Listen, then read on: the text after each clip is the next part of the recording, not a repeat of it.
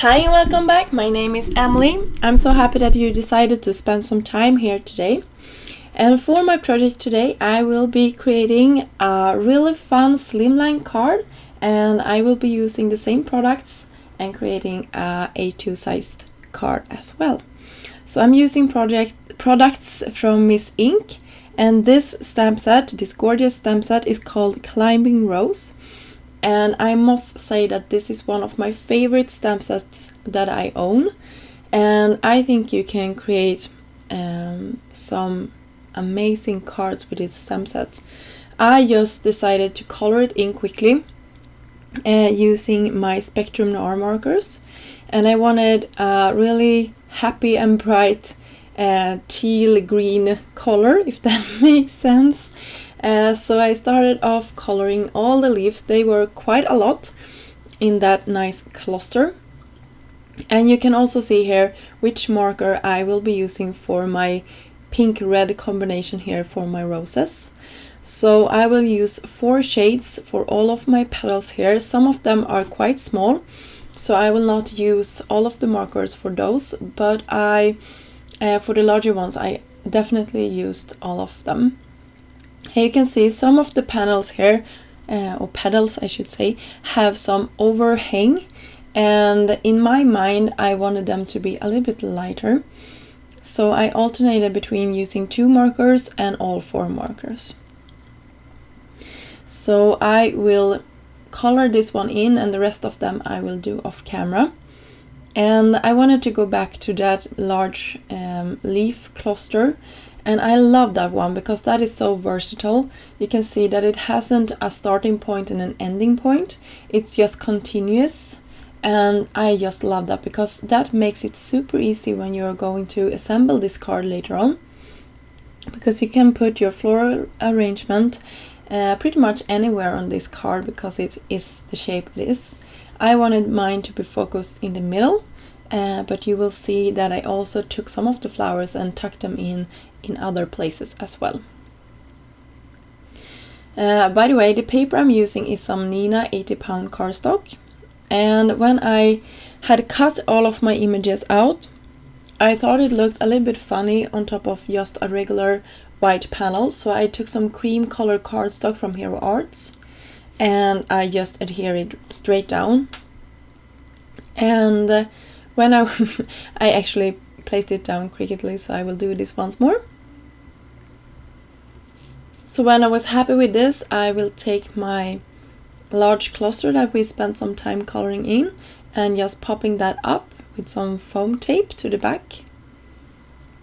And this is also the most fun part, I think, when you are creating a card, just to figuring out where all of your images should go and where to put it so that it all look cohesive. So when I was pretty happy with how everything looked, I will take some foam tape and foam mount everything in place.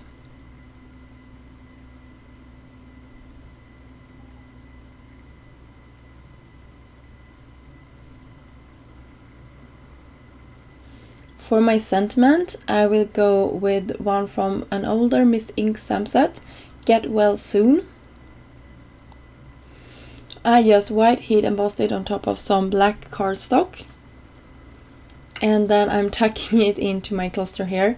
And when I had fiddling around with it for a while, I decided just to make it go across.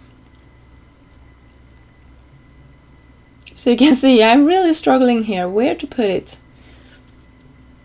because I really loved my arrangement there. So finally I was done, I was committed, I wanted to adhere this down, so I used some more fun, or should I say foam tape, and adhered everything. I also used some Pretty Pink Parts embellishment. This is the clear mix. I love this mix, I have been using it for years and I always come back to it. It's just the perfect little accent on your cards to make it look a little bit more special. So when I was done with all of this, you will see that I will create a second card for today.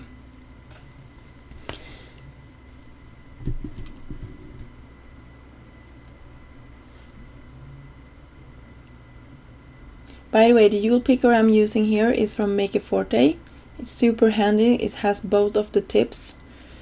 And of course I wanted some sparkle to this card as well, so I went in with my Spectrum Noir glitter pen, and I just coated all the images.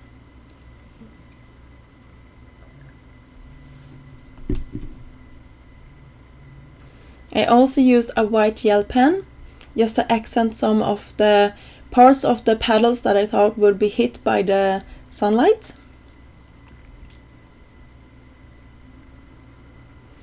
This also creates some fun dimension, and I cannot remember a project where I didn't use my favorite white gel pen. I have these in all different sizes. I believe I have them in 3 different sizes.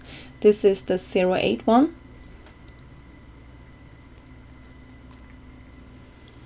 So we are back again, and I will create a second card, and I will just use this large floral part, and I will stamp it down with some clear ink on top of a piece of vellum. And then I will coat all of this with some white embossing powder and heat set it.